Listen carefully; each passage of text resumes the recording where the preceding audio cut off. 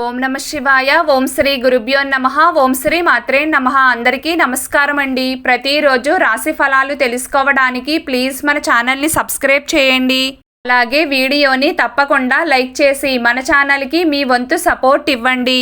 గోచార్య రీత్యా వృశ్చిక రాశి వారు ఎటువంటి శుభ అశుభ ఫలితాలు పొందుతారో తెలుసుకోవాలంటే ఈ వీడియోని స్కిప్ చేయకుండా చివరి వరకు చూడండి.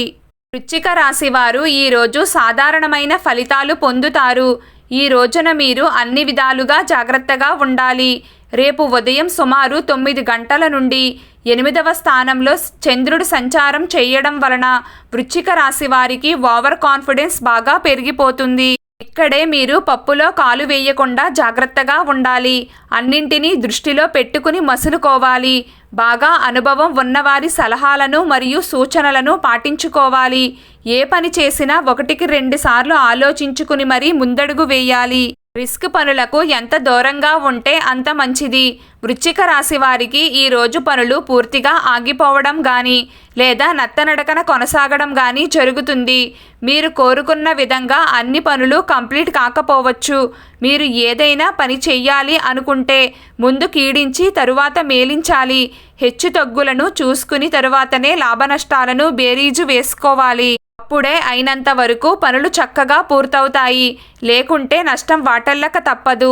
మరిన్ని రాశి ఫలాల గురించి తెలుసుకునే ముందుగా ఈరోజు తప్పనిసరిగా చేయవలసిన పూజా విధానాల గురించి తెలుసుకునే ప్రయత్నం చేద్దాం. రేపు ఉదయం వేళ అంటే 9 గంటల లోపుగానే ఈ పూజను చేయాలి. శ్రీ మహాలక్ష్మీ దేవి యొక్క విగ్రహాన్ని కానీ లేదా పటాన్ని కానీ పూజలో పెట్టుకుని ఎర్రటి పుష్పాలను, పసుపు, కుంకుమలను, చందనాన్ని కొద్దిగా సమర్పించి ఆవ నూనెతోటి దీపాలను వెలిగించండి. తేనె మరియు బెల్లాన్ని నైవేద్యంగా పెట్టడం మర్చిపోవద్దు. పూజ పూర్తయిన తరువాత నైవేద్యంగా పెట్టిన తేనెతో కొంచెం కుంకుమ వేసి దానినే ఇంటిల్లపాది బొట్టుగా ధరించండి. ఇలా చెయ్యడం వలన దారిద్ర బాధలన్నీ దూరమయ్యి సంతోషంగా జీవిస్తారు. అలాగే రేపు సాయంత్రం వేళ ఆ శ్రీకృష్ణ పరమాత్మను భక్తితో ఆరాధించండి.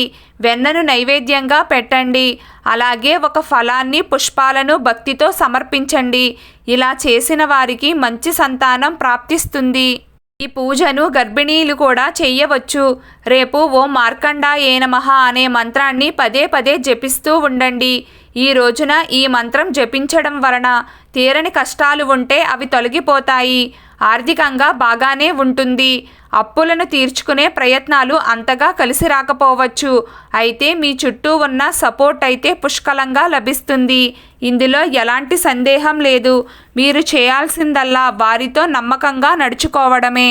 వృత్తి, ఉద్యోగ మరియు వ్యాపార రీత్యా సాధారణంగా ఉంటుంది. సహోద్యోగులు సహకరిస్తారు. ఏదైనా పని చేసే ముందు అంతా నాకే తెలుసు అని కాకుండా ప్రక్కవారి సలహాలను కూడా తీసుకుని పనిచేయండి. అప్పుడు తప్పకుండా పనులు పూర్తవుతాయి. బంధుమిత్రుల వలన ఆనందం కలుగుతుంది. చిన్నపిల్లలతో కాలక్షేపం చేస్తారు. శుభవార్తలను అందుకుంటారు. ఆరోగ్యం కూడా బాగానే ఉంటుంది. ఈరోజు వృశ్చిక రాశి వారి అదృష్ట సంఖ్య 2. ఈరోజు వృశ్చిక రాశి వారి అదృష్ట రంగు గులాబీ రంగు. ప్రతిరోజు మీకు ఇష్టమైన దైవారాధన చేస్తూ ఉండండి. అంతా శుభం కలుగుతుంది. ఈ వీడియో మీకు నచ్చినట్లయితే ప్లీజ్ లైక్ చేయడం మర్చిపోకండి.